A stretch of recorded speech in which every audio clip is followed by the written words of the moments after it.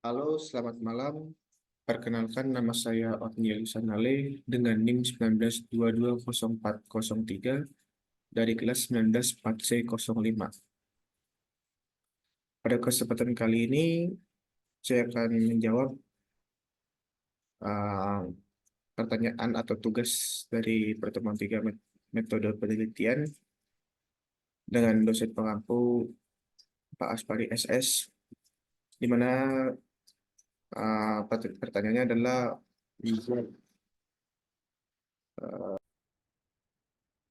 membuat ringkasan atau rangkuman secara lisan tentang materi pertemuan tiga.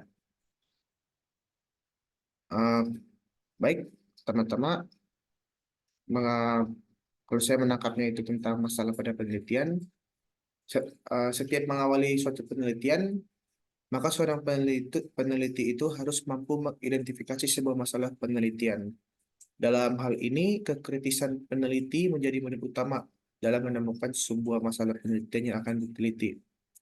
Sumber-sumber masalah penelitian dapat dimulai dengan ditemukannya kesenjangan antara hal yang diinginkan dengan yang didapatkan di lapangan, kesenjangan antara harapan dan kenyataan, kesenjangan antara fakta dan harapan, dan kesenjangan antara apa yang diperlukan dengan apa yang tersedia. Nah, dari hal tersebut mendorong manusia mengajukan sebuah pertanyaan sederhana. Contohnya kayak apa diawali dengan apa itu, di mana itu, siapa itu, kapan itu terjadi, bagaimana itu, mengapa itu terjadi, dan sebagainya. Sehingga manusia mampu mengidentifikasi sebuah masalah. Lalu, apa sih jadinya itu masalah penelitian? Nah, menurut saya masalah penelitian itu terjadi karena adanya rational gap antara yang diharapkan dan kenyataan, meskipun masalah penelitian itu selalu ada dan banyak. Belum tentu mudah mengangkatnya sebagai masalah penelitian. Diperlukan kepekaan terhadap masalah penelitian. Rasa kepekaan seseorang diawali dengan sikap skeptis dari seseorang. Penelitian diawali dengan sikap skeptis yang mempunyai arti sikap yang tidak mudah percaya. Sikap ini berbeda sekali dengan sikap tidak mau percaya ya. Skeptis itu kayak orang kekeh dengan suatu argumennya, ya sehingga tidak percaya dengan argumen lain. Tapi jika kita ingin membuat orang skeptis itu percaya, maka harus kita buktikan dengan fakta-fakta empirik yang jelas. Lalu latar belakang masalahnya, penelitian itu juga selalu didahului dengan uraian tentang latar belakang masalah. Uraian tentang latar belakang masalah tersebut merupakan alur bagi proses lahirnya suatu masalah penelitian secara formal.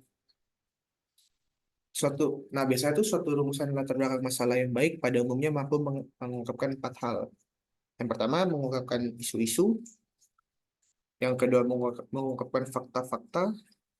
Yang ketiga, menguraikan kebutuhan penelitian. Dan yang keempat, memiliki tingkat kesukaran berkaitan dengan pemecahan masalahnya.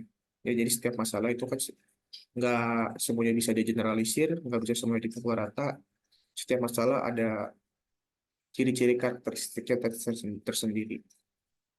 Terus syarat masalah penelitian, penelitian akan berjalan dengan baik apabila peneliti mampu memahami masalah penelitian dengan baik. Masalah penelitian dapat dikembangkan dari berbagai sumber, di antaranya adalah kepustakaan, bahan diskusi temu ilmiah, hasil seminar, simposium, atau lokakarya. Terus ada pengalaman dan observasi lapangan, dan pendapat pakar yang masih bersifat spekulatif. Permasalahan yang diangkat sebagai topik penelitian harus memenuhi persyaratan atau kriteria. Yang pertama ada feasible, yaitu artinya tersedia cukup subjek penelitian, dana, waktu, alat, dan keahliannya. Yang kedua interesting, masalah yang akan interesting, masalah yang akan diangkat untuk topik penelitian hendaknya yang aktual, yang bersifat empirik, yang bukan sekedar teori-teori saja, sehingga menarik untuk diteliti. Yang ketiga adalah novel, masalah yang artinya masalah dapat membantah atau mengkonfirmasi pertemuan atau penelitian terdahulu, atau melengkapi, mengembangkan hasil penelitian sebelumnya, atau menemukan sesuatu yang baru seperti terobosan atau breakthrough gitu istilahnya. Yang keempat juga ada etikal, di mana masalah penelitian hendaknya tidak bertentangan dengan etika. Jadi walaupun masalah bergaris lurus dengan fakta, tapi juga kita tidak boleh mengabaikan etika-etikanya, relevansi-relevansi terhadap etika. Yang kelima, di mana itu adalah relevan, masalah penelitian sebaiknya disesuaikan juga dengan perkembangan ilmu pengetahuan dan teknologi atau iptek yang ditujukan untuk meningkatkan atau mengembangkan keilmuan dan penelitian yang berkelanjutan. Terus ada merumuskan masalah penelitian. Menurut saya, merumuskan masalah merupakan salah satu tahap di antara sejumlah tahap penelitian yang memiliki kedudukannya sangat penting dalam kegiatan penelitian. Tanpa perumusan masalah, suatu kegiatan penelitian akan menjadi sia-sia dan bahkan tidak akan membuahkan hasil apa-apa.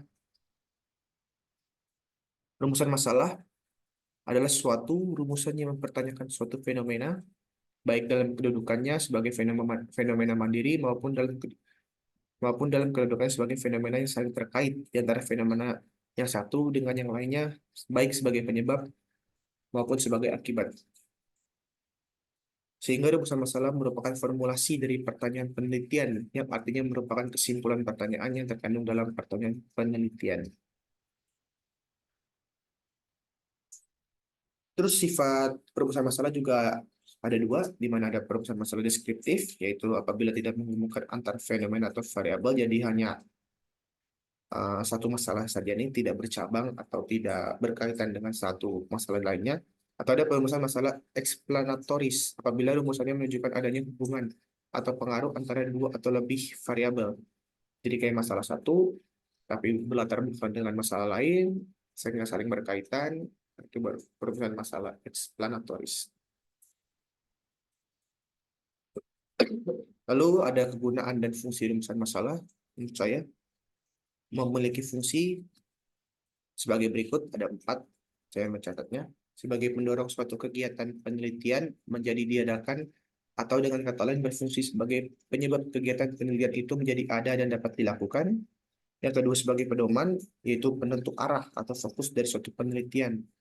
Yang ketiga sebagai penentu jenis data macam apa yang perlu dan harus dikumpulkan oleh peneliti. Seharusnya jenis data apa yang tidak perlu dan harus disisihkan oleh peneliti. Yang keempat, dengan adanya perumusan masalah penelitian, maka para peneliti menjadi mudah dalam menentukan siapa yang menjadi populasi dan sampel penelitian. Lalu ada variasi penempatan rumusan masalah penelitian. Berkenaan dengan penempatan rumusan masalah penelitian didapati beberapa variasi, antara lain ada yang menempatkannya di bagian sistematika peneliti, ada yang mendapatkan setelah latar belakang atau bersama-sama dengan latar belakang penelitian, ada pula yang mendapatkannya setelah tujuan penelitian. Bentuk-bentuk permasalahan penelitian juga ada 3, di mana ada permasalahan deskriptif, permasalahan komparatif, dan permasalahan asosiatif, di mana permasalahan deskriptif adalah suatu permasalahan yang berkenaan dengan pertanyaan terhadap keberadaan variabel, baik satu variabel atau lebih. Jadi dia tuh bersifatnya membandingkan atau mencari keterkaitan terhadap masalah.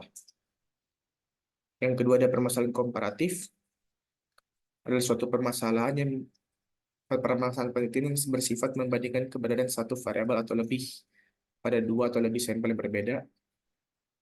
Jadi dia eh,